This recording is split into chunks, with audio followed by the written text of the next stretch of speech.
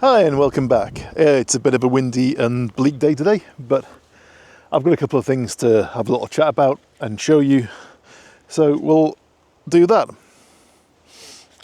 So, one of my recent purchases, a Nikon F401S to do a bit of analog photography with. This is the model up from the camera that I pretty much cut my teeth with, which was my brother's F301, which I regularly stole, much to his annoyance.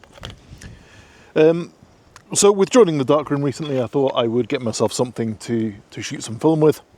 And Ford's Photography in Bewley just happened to have this in stock for the princely sum of £39. So I bought it.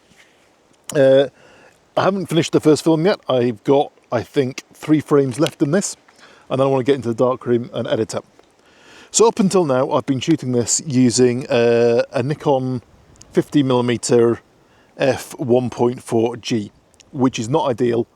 The autofocus obviously doesn't work because it's not a screw mount.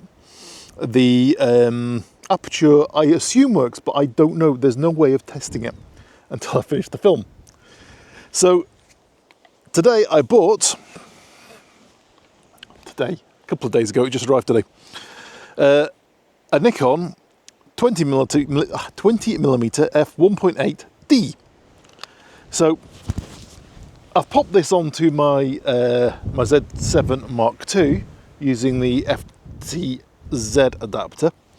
It doesn't allow me to autofocus, but the aperture is working, which means it meters and I can use it. So I'm going to do a couple of test shots on the F7.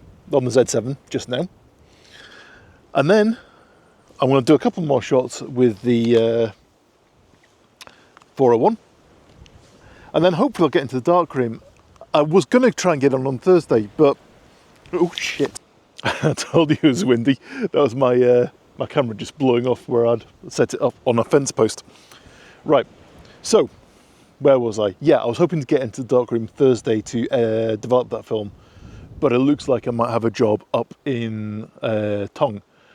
So I might not get to develop those till next week, but I will show you what I've done with my first film on the 401, or at least 1 or 2 of the pictures maybe, because there's a lot of crap on there as well.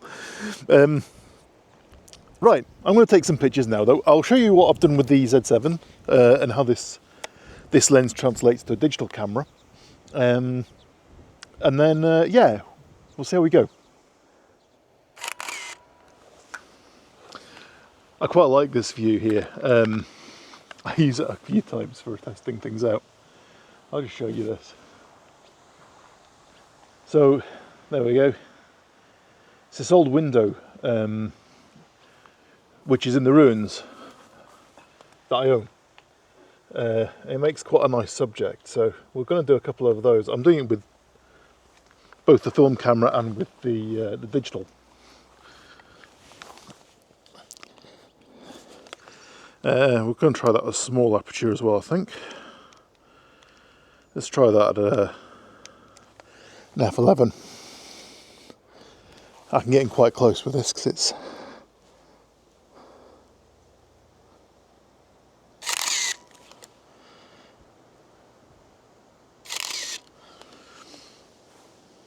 I think I've only got 1 frame left on that.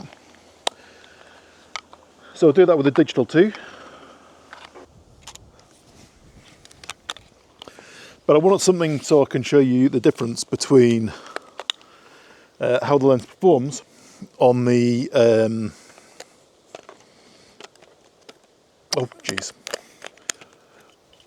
on the digital against the 35mm.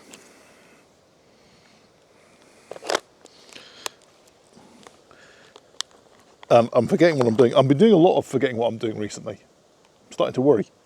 The number of images I've destroyed on my big panoramic because I've forgotten to take out the dark slide, or forgotten to do X, Y, or Z.